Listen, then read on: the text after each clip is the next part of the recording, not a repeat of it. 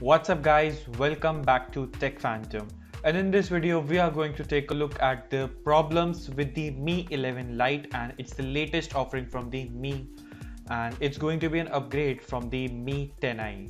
So if you are new here, then consider subscribing to our channel Tech Phantom and also hit that bell icon so you never miss an update from us. Help us reaching out as our 1000 subscribers goal. So let's get started.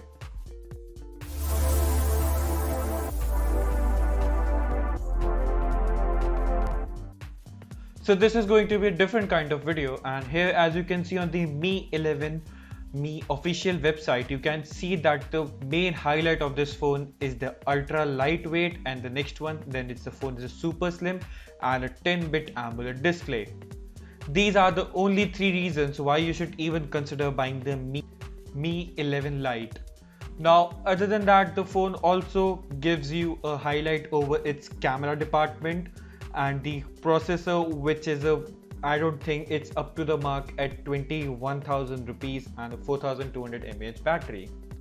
Now the problem with the phone is that if you are someone who is looking for a lightweight phone and only for the better display, then only the Mi 11 Lite exists, and other than that I don't think that this phone is even worth it. Now if we move lower to this site, and you can see that the phone is a 6.81mm ultra slim and also at a 157 gram super light.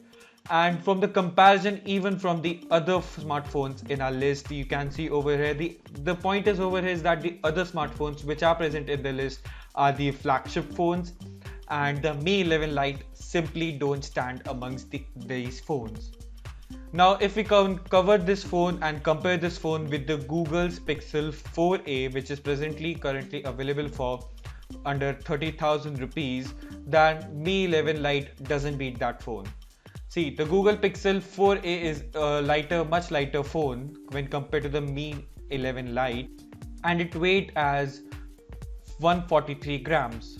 Not only that, even the iPhone 12 mini is a compact phone and it's lighter than the Mi 11 Lite. Now if we take a look at this phone, the other specifications, then it comes with a side mounted fingerprint sensor for the unlocking and the security. No doubt the phone looks good premium, and it's a matte design on the back, so the phone wouldn't catch a fingerprint on its back. The AMOLED display on this phone is a decent one with a 10-bit 90Hz AMOLED display, which you can experience 1 billion colors over the smartphone display, and it also comes with a DCI P3 color gamut. Not only that, it also is one of the first segment in this price segment for the display, so I think that this is the place where the price of this phone is being increased. Not only that, the touch sampling rate for gaming is also good at 240 Hz, and that's it for the phone. The camera module is decent, and you can expect these camera modules from any of the other smartphones with a triple camera setup of 64 megapixel as its main sensor, 8 megapixel of an ultra wide camera, and a 5 megapixels of depth camera.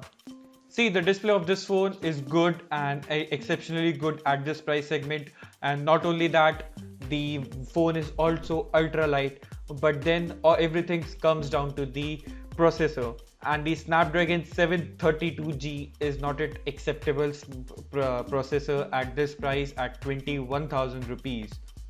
You can get even a Snapdragon 860 or the Snapdragon 768 under 20,000 rupees, and not only that, even the underpriced Redmi Note 10 Pro Max is also having the same processor for 20,000 rupees, but in that phone you must get a better battery capacity and also the better of the cameras. It gets over a 108 megapixel for 20,000 rupees. So what do you think about this smartphone, and are you someone who is consider buying this smartphone? And let me know your thoughts in the comment section below. Thanks for watching, and I'll see you in the very next one.